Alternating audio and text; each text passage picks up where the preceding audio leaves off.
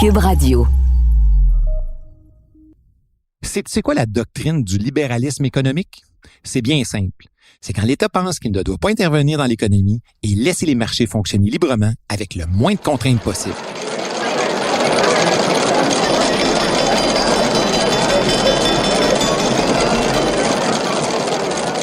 Et pourquoi parler de néolibéralisme dans un balado d'histoire? Sache que cette pensée-là du début des années 80, bien populaire ici et en Europe, va critiquer le modèle de l'État-providence. État-providence qui dictait nos politiques publiques ici au Québec depuis la Révolution tranquille. Tu sais, l'histoire, c'est pas comme la date de péremption sur les aliments dans ton frigo. Tu vas pas te transformer en monstre si t'en manges un peu. Puis bien souvent, tu te rends compte que ça peut être bien le fun. Ici Martin Landry, je suis professeur d'histoire. T'écoutes le balado Passé date.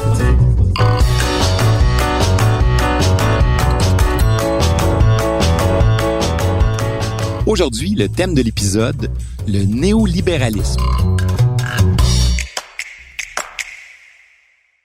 De la fin de la Seconde Guerre mondiale jusqu'au début des années 70, les pays industrialisés connaissent une période de croissance économique. Période favorable qu'on a baptisée les 30 Glorieuses. Mais au milieu des années 70, cette prospérité-là s'essouffle. Beaucoup à cause de l'augmentation du prix du pétrole et l'arrivée de pays émergents sur l'échiquier mondial de l'économie. Dans des pays comme la Chine, la main-d'œuvre était bon marché, puis ça a un impact sur la production manufacturière ici au Québec.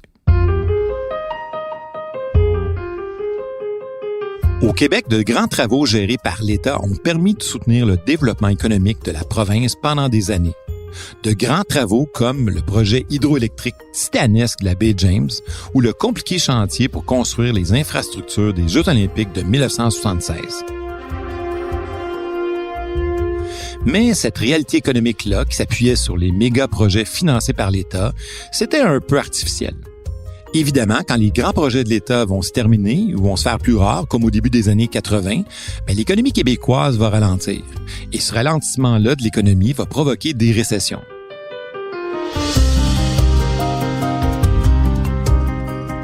Puis c'est pas juste au Québec que ça se passe. L'ensemble des pays occidentaux vont être affectés par ce ralentissement de l'économie. Un indice toujours très significatif quand on parle d'économie, c'est le taux de chômage. Dans les années 80, il grimpe et dépasse même les 15 %. Un niveau record depuis la Grande Dépression des années 30. Et puis, on ajoute à ça des taux d'intérêt des grandes institutions financières qui grimpent à plus de 20 %. Imagine. Cette combinaison-là, chômage, taux d'intérêt, est catastrophique. Résultat, des milliers de familles peinaient à payer leurs factures. En fait, le pouvoir d'achat des consommateurs diminuait de façon très importante. Pour bien comprendre cette contraction-là de l'économie, il faut regarder au-delà du Québec pour trouver des explications. Par exemple, il faut savoir que le monde occidental a connu deux grands chocs pétroliers. Un en 1973 et un autre en 1979. Deux grandes hausses tout à fait brutales du prix du baril de pétrole. Parce que depuis le début du siècle, il faut que tu saches que le pétrole est l'un des moteurs fondamentaux de la croissance économique mondiale, d'où son surnom d'or noir.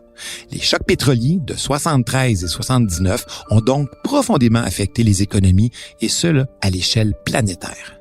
Ils ont provoqué une hausse du niveau général des prix, mais aussi une diminution de l'activité économique. Et puis là, on s'est retrouvé avec encore plus de chômeurs et une inflation tout à fait galopante, ce qui fait que presque tous les pays occidentaux ont vu leur déficit budgétaire augmenter. Les crises pétrolières des années 70 sont causées par des problèmes politiques complexes au Moyen-Orient, là où se trouvent les grandes réserves de pétrole du monde. Ces tensions politiques-là ont amené des pays producteurs de pétrole à réduire leur production. Moins de production de pétrole, ça affecte une loi fondamentale en économie capitaliste, la loi de l'offre et la demande. Ce qui fait que le prix de l'essence à la pompe a augmenté considérablement. Comme ce carburant-là est essentiel pour le transport des biens en provenance d'un peu partout, les produits se mettent à coûter tout simplement plus cher. C'est d'ailleurs à cette époque-là qu'on voit apparaître sur nos routes des petites voitures. Des petites autos souvent japonaises et beaucoup moins énergivores que les grosses voitures américaines.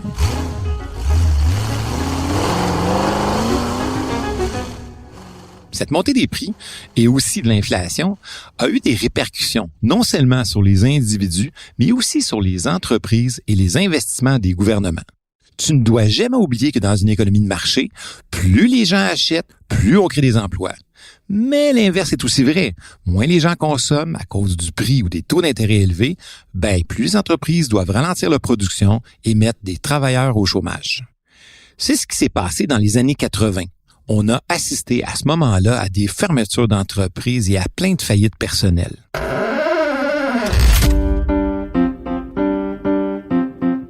L'économie québécoise ne pouvait plus autant compter sur l'État pour se dynamiser.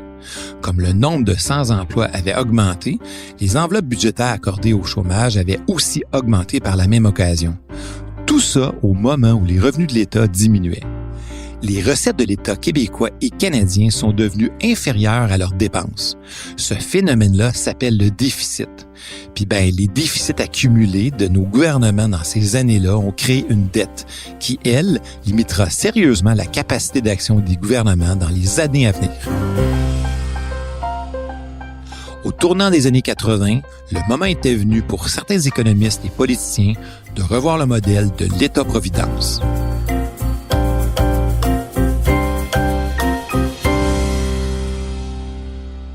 En 1979, un vent de conservatisme souffle sur le Royaume-Uni et les États-Unis d'Amérique. Au Royaume-Uni, avec l'élection de la première ministre Margaret Thatcher, celle que l'on surnommait la Dame de Fer. Puis, en 1981, avec l'élection du président républicain Ronald Reagan aux États-Unis. Selon Reagan, pour stimuler la croissance économique, il faut réduire les impôts des entreprises et couper dans les programmes sociaux. Pour les partisans de cette approche-là, les programmes sociaux sont trop souvent généreux et entraînent des déficits. C'est comme si l'État n'avait plus les moyens financiers d'offrir autant d'aide à sa population. C'est dans ce contexte-là de volonté de réduire des déficits des États et de l'idée de laisser plus de place au secteur privé que le néolibéralisme apparaît. Retiens ce mot-là, néolibéralisme. Au niveau fédéral, ce néolibéralisme-là se matérialise par des coupes dans les prestations d'assurance chômage, tandis que le gouvernement du Québec, lui, coupe dans l'aide sociale et limite l'accès à certains services de santé auparavant gratuits comme les soins dentaires. Pour économiser, le gouvernement ne remplace pas les employés qui partent à la retraite. C'est en quelque sorte un désengagement de l'État. On parle même de dégraissage de l'État.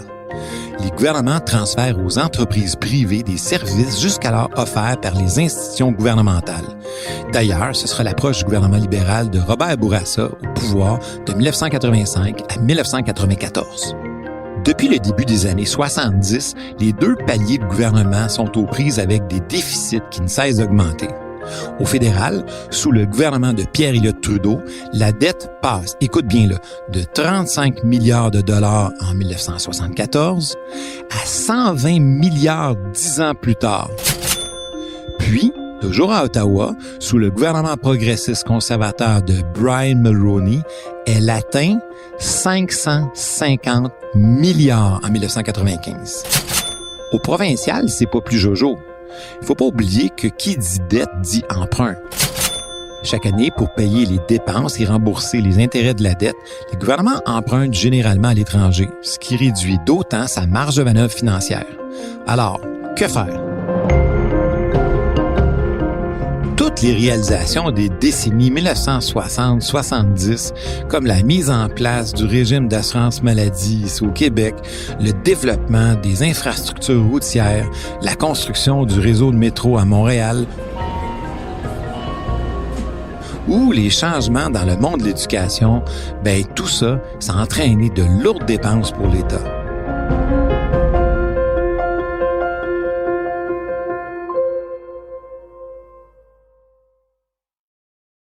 Dans les années 90, à Québec comme à Ottawa, les gouvernements tentent désespérément, par de nouvelles taxes et des hausses d'impôts, d'augmenter le revenu pour atteindre l'équilibre budgétaire. Par exemple, c'est à cette époque-là que le gouvernement de Brian Mulroney met en place la fameuse TPS, ou taxe sur les produits et services. Si au début des années 60, avec la Révolution tranquille, le Québec procédait à l'achat d'entreprises privées, c'est-à-dire à leur nationalisation, comme pour les centrales hydroélectriques du Québec, à la fin des années 1980, c'est plutôt l'inverse qui se produit, soit la vente d'entreprises publiques à des intérêts privés. Certaines entreprises publiques sont vendues à des intérêts privés, comme par exemple la Manoir Richelieu dans la région de Charlevoix ou l'entreprise d'aviation Québécois qui appartenait au gouvernement du Québec. Même chose au fédéral avec la vente d'Air Canada ou de Petro-Canada. En fait, l'exemple est venu du Royaume-Uni, dirigé de main ferme par la première ministre Thatcher, qui procède à de nombreuses privatisations de grandes entreprises publiques britanniques, comme British Petroleum, British Airways et British Telecom. Tout ça dans un climat social tendu marqué par de nombreuses grèves. Malgré ce contexte économique difficile, on assiste à la montée d'une nouvelle présence des francophones dans l'économie québécoise. Grâce à l'appui de l'État, par l'entremise de la Société générale de financement ou de la Caisse de dépôt et placement, des gens d'affaires et des entreprises francophones connaissent un développement important et s'implantent même sur les marchés internationaux. La proportion de conseils d'administration de grandes entreprises qui sont majoritairement francophones passe en 1976 de 13% à 43% en 1993. On assiste tout simplement à la mise en place de ce qu'on appelle le Québec Inc. Les entrepreneurs comme Pierre Péladeau avec Québécois et les frères Lemaire avec Cascade vont mettre en place à cette époque-là des entreprises de calibre international. L'idéologie néolibérale qui s'impose à partir des années 1980 est aussi liée à la mondialisation des marchés. En quoi consiste ce nouveau phénomène et comment le Canada et le Québec ont trouvé leur place dans cette nouvelle réalité économique? La mondialisation des marchés, pour que ça fonctionne, faut pas que le commerce international soit freiné par trop de réglementations ou des taxes douanières protectionnistes. En fait, pour permettre la croissance de l'économie mondiale, il faut enlever les barrières commerciales entre les pays. Cette idéologie-là amène plusieurs pays à se regrouper et à mettre en commun leur potentiel économique. Ça va être le cas, par exemple, en Europe avec l'Union européenne dans les années 1990. Cette union-là mène à la création d'une vaste zone de libre-échange entre plusieurs pays européens et même à une monnaie commune, l'euro. Devant une concurrence de plus en plus vive, le Canada commence à réfléchir à une zone de libre-échange. Une union économique avec les États-Unis, notre seul voisin et principal partenaire commercial, devient presque incontournable. En 1984, le nouveau gouvernement progressiste conservateur de Brian Mulroney entame même des négociations avec le gouvernement américain de Ronald Reagan, en vue d'éliminer les dernières barrières tarifaires qui existaient entre nos deux pays. Le Canada visait à donner à ses entreprises un accès direct à l'un des plus importants marchés au monde.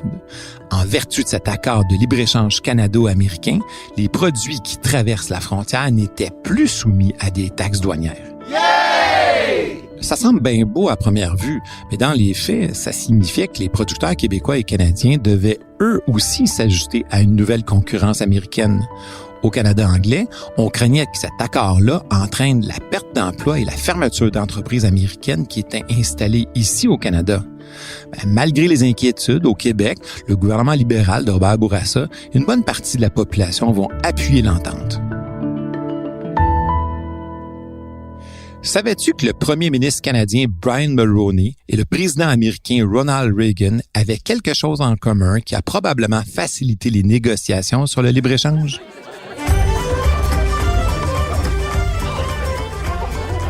Le 17 mars 1985, à l'occasion de la Saint-Patrick, les deux chefs d'État se sont rencontrés dans la ville de Québec.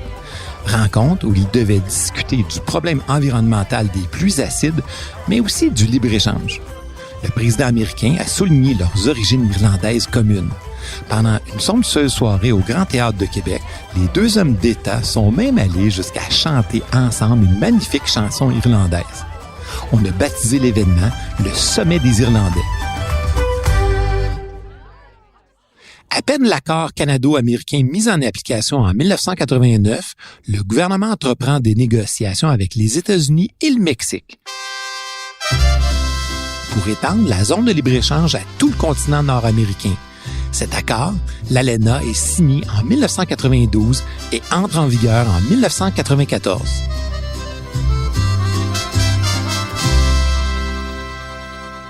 Si certains secteurs bénéficient du libre-échange, d'autres subissent ses effets négatifs.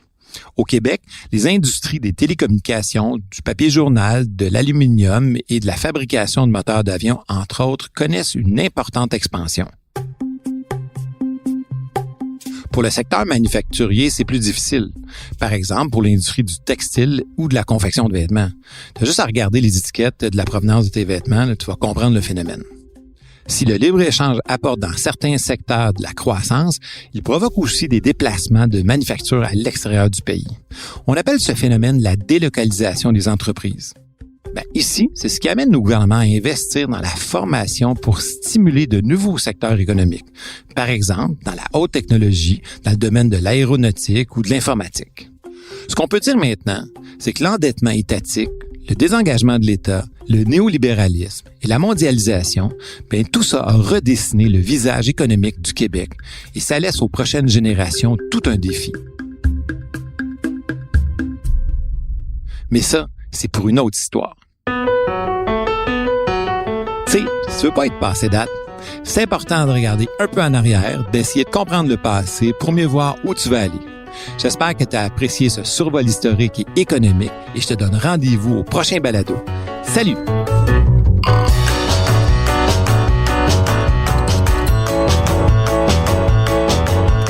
À la recherche historique, Raymond Bédard et moi-même, Martin Landry. Au montage, Philippe Séguin. À la réalisation, Anne-Sophie Carpentier. Un merci spécial à Mario Bissonnette et René Achin. Diffusé en collaboration avec la Société des professeurs d'histoire du Québec, ce balado est une production de Montréal en histoire et de Cube Radio.